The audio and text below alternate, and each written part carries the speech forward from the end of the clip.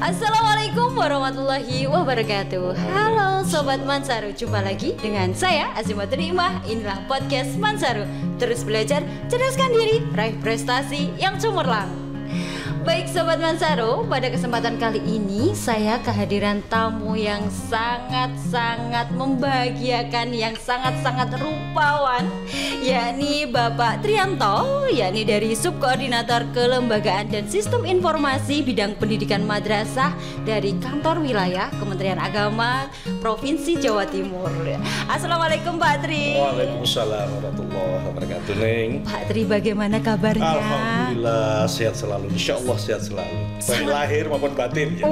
Sehat itu jangan di luar saja, batinnya juga harus sehat. Benar sekali, Iya, itu betul poinnya Pak. Iya, Wah, betul. baik, harus tidak hanya dari lahir tapi dari batinnya Betul juga. sekali. Oke. Karena orang hanya sehat lahir, batinnya enggak, bingung itu. Oh Iya. iya. Sebaliknya, batinnya sehat, lahirnya enggak juga menjadi masalah kan. Oke, Iya, seperti benar. itu. Setuju dengan Pak Tri. Iya, Wah, siap. dari awal aja saya sudah sangat semangat ini podcast Terima dengan Pak Tri. kasih, Wah. terima kasih. Pak Tri, saya Halo. penasaran dong. Ini baru pertama kali datang ke Man 1 Bojonegoro atau sebelumnya sudah pernah datang ke sini, Pak Tri? Sudah beberapa kali ya. Sudah Tapi saya juga sangat surprise begitu melihat di sini ada podcast seperti ini, luar biasa seperti ini. Dan alhamdulillah bisa berkesempatan Iya, untuk bergabung ke sini. Dan semuanya sivitas yang ada di sini luar biasa semuanya. Wah, Welcome semuanya. welcome Ya, semua. alhamdulillah. Wah, melihat Pak Tri juga sangat welcome sekali. Saya melihat Pak Tri baru masuk ke sini gitu Pak Tri. Wah, semangat luar biasa. Langsung membagikan semangat bagi saya yang Cocok awalnya gini, iki sopo wong edan mlebu ngene aja kan. enggak ada sama sekali enggak. Wah, Alhamdulillah. enggak ada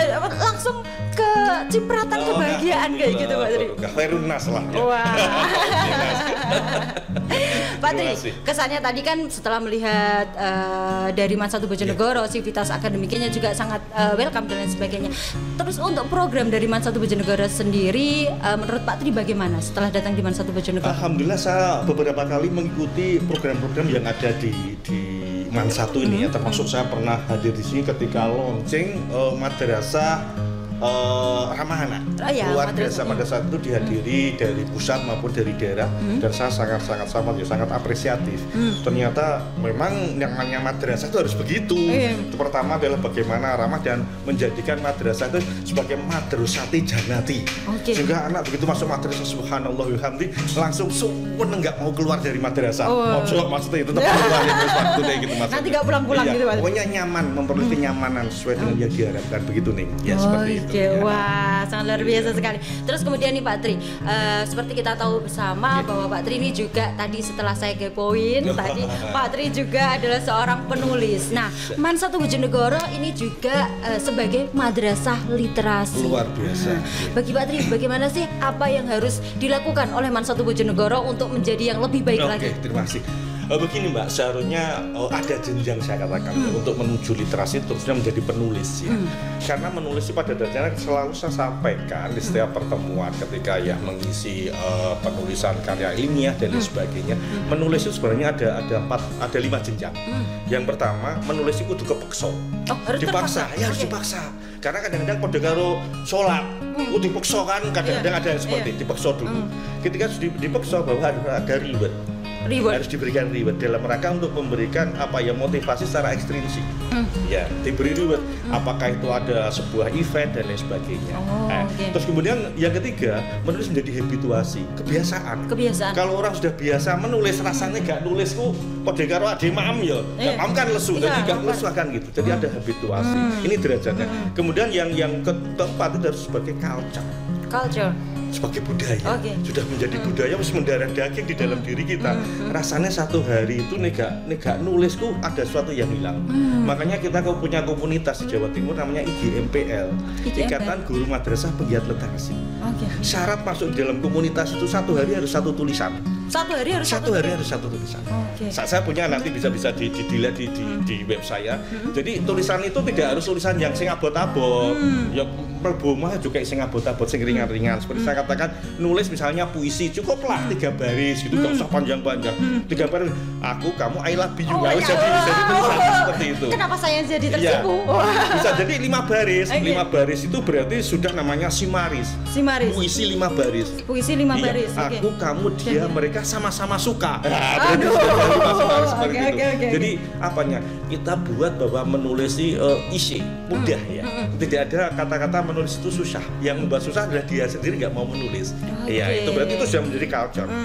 Yang terakhir, menulis itu adalah sebagai ibadah. Pada karo ina sholati wa nusuki ya mahyaya wa mamati lihir. Semuanya kita pasrahkan menulis sebagai ibadah. Sehari kita nggak menulis merasa dosa. Tentunya menulis yang bisa menginspirasi orang lain, membuat orang lain berubah. Kalau enggak itu kita tuangkan kan kita dosa. Nah seperti itu.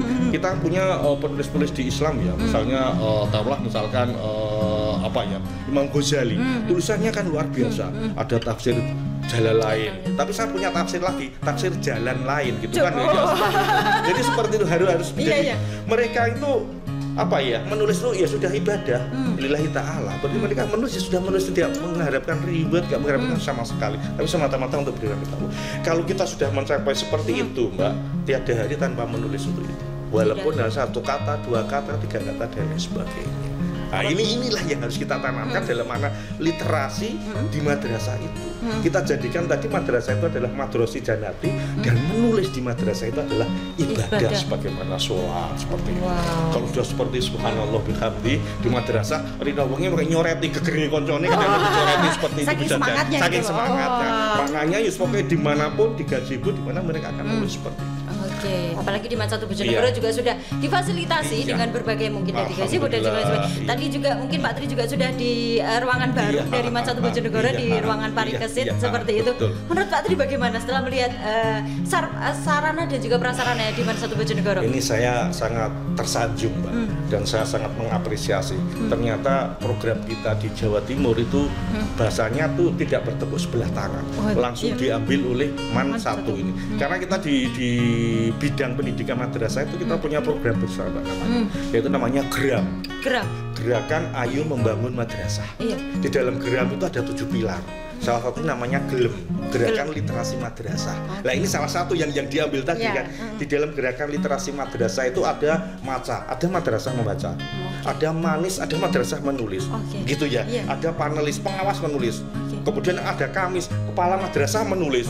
Dan lain sebagainya. Ada sulis, siswa menulis juga. Itu seperti itu. Program-program itu kita harapkan adalah secara masif, terstruktur, dan membias kemana-mana. Itu yang pertama. Kemudian yang kedua kita punya namanya Gerakan Madrasah Inovatif. Jadi madrasah harus punya branding. Seperti di sini kan sudah branding ya, madrasah ramah anak dan lain sebagainya. Tadi madrasah literasi dan lain sebagainya. Itu adalah branding. Karena dengan adanya branding itu secara langsung atau tidak sebenarnya madrasah itu sudah membangun namanya penjaminan itu secara internal ya. Jadi gak usah mikir aku diakreditasi lagi jumpuin. Tapi kalau sudah punya branding, mereka akses wah madrasah itu segini, gak mungkin gak A kan gitu secara otomatis kan gitu kan. Kemudian kita punya namanya GEMAS, Gerakan Madrasah Sehat. Bagaimana kita membangun di madrasah itu seperti misalnya kita punya program kantin sehat dan halal. Lihat sekali lagi. Karakter kita selain sehat harus halal. Iya, jadi makanan yang di sana harus sehat dan halal. Kemudian kita namanya punya WC Toharoh. Bersih dan toharoh. Tidak hanya bersih dan toharoh. Artinya sholat pun bisa di dalam WC gitu. Maksudnya toharoh kan berarti suci dalam. Artinya kita keluar dari WC jangan sampai najis gitu. Maksudnya gitu seperti itulah. Ini adalah beberapa hal yang perlu benar-benar kita tangkap. Kita touch bagaimana madrasah bisa mengembangkan seperti itu. Kemudian kita punya Gerakan Furudul Ainiyah sebagai karakter siswa-siswa. Seperti di sini mungkin sudah ya, pagi membaca Quran dan lain sebagainya, sholat duha. Ini Gerakan Furudul Ainiyah. Kemudian kita juga punya gerakan peningkatan kompetensi kepala, namanya Sikamat. Peningkatan kompetensi kepala madrasah. Bagaimana madrasah membangun bargaining, bagaimana madrasah melakukan manajemennya, kewirausahaan dan sebagainya supaya kompetensi daripada kepala madrasah. Kemudian kita juga namanya peningkatan kompetensi pengawas madrasah, Siwasmat.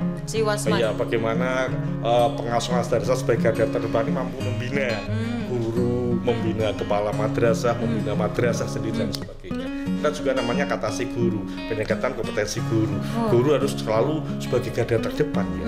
Jadi tetapi yang terpenting kepala hebat, pengawas hebat, guru hebat itu masih koma. Ini yang terpenting.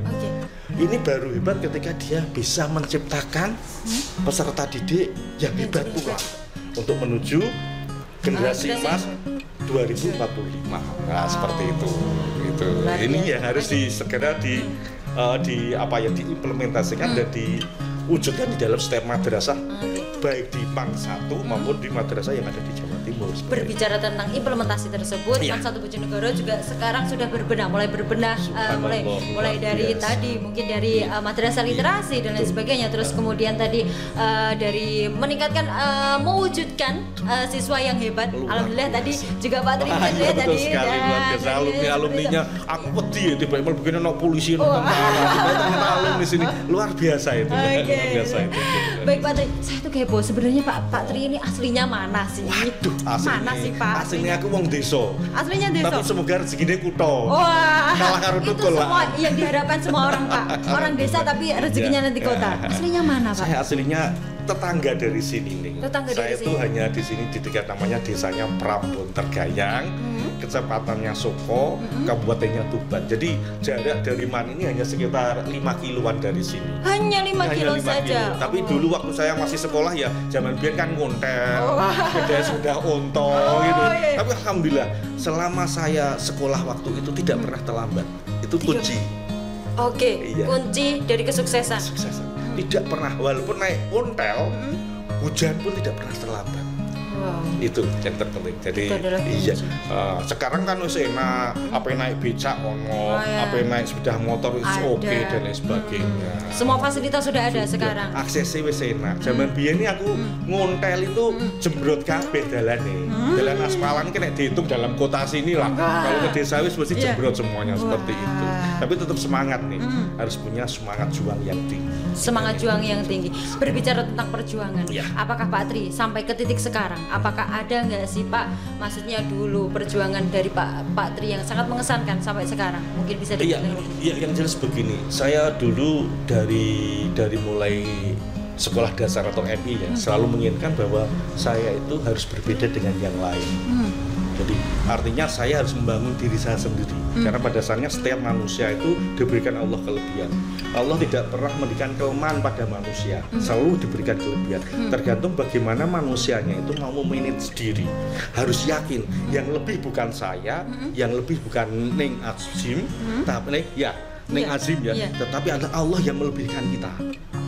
Kita tinggal menggali potensi dan mengoptimalkan potensi yang ada di dalam diri kita. Termasuk yang saya katakan menulis tadi. Alhamdulillah saya menulis itu sudah ada sekitar 100 buku itu dipublikasikan di dalam penerbit mayor misalnya gitu. Saya juga punya royalti, saya juga punya bukti bahwa ada beberapa buku saya yang best seller seperti itu. Seperti itu harus dibangun di dalam diri kita seperti itu. Sehingga mengantarkan Pak Tri di posisi sekarang. Iya, insya Allah seperti itu. Masya Allah. Terakhir Pak Tri, pesan dan kesan untuk Sobat Mansaro yang menyaksikan tayangan pada siang hari ini. Silakan Pak Tri. Oke, terima kasih. Assalamualaikum warahmatullahi wabarakatuh. Anak-anakku semuanya dan semua sahabat madrasah, jangan khawatir bahwa madrasah itu bukan second choice. Madrasah itu adalah first choice. Di dalam beberapa tulisan saya atau beberapa saya sering ngisi bahwa madrasah itu adalah model pendidikan yang memiliki jati diri sesungguhnya. Jadi model pendidikan yang perfect itu adalah madrasah.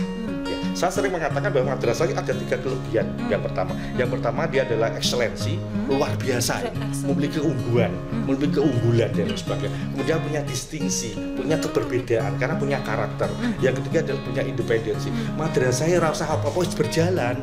Karena memang dasarnya madrasah itu adalah lahir dari masyarakat, oleh masyarakat dan untuk masyarakat. Dan seperti itu. Ini harus perlu yakin dan percaya. Alumni madrasah sekarang sangat dicari dan madrasah di Indonesia sekarang ini menjadi first choice. Di mana-mana madrasah selalu dicari orang. Ojo khawatir gitu asalnya. Seperti itu. Umumnya dapat, agamanya juga dapat. Betul. Itu yang saya katakan termasuk di dalam ekselensi tadi. Keunggulan yang dimiliki adalah lengkap dengan ilmu umum tetap, ilmu agama dilebih. itu madrasah mulai menunjukkan eksistensinya. Jadi, selangkah lebih maju. Lebih maju. Jadikan madrasah sebagai first choice. Iya, first choice. Dan saya katakan madrasati janati, jadikan madrasah sebagaimana surga ada di dunia seperti itu. Masya Allah, Pak Tri, terima kasih sekali kehadirannya di podcast Mansaro. Pak Tri, saya sangat menunggu kedatangannya di podcast Mansaro lagi. Kita sharing hal-hal yang lebih menarik lagi. Sangat tidak bosan ini berbicara dengan Pak Tri. Tapi sepertinya Pak Tri ini sangat sibuk. Jadi ini tadi sangat curi-curi waktu dari Pak Tri. Siap, terima kasih banyak. Terima kasih Pak Tri. Terima kasih Bapak Ibu semuanya. Baik Sobat Mansaro, demikianlah akhir perbincangan saya dengan Pak Tri, seorang yang sangat inspiratif bagi kita. Saya Azimatul Imah, inilah podcast Mansaro. Terus belajar, ceraskan diri, raih prestasi yang cemerlang. Wassalamualaikum warahmatullahi wabarakatuh.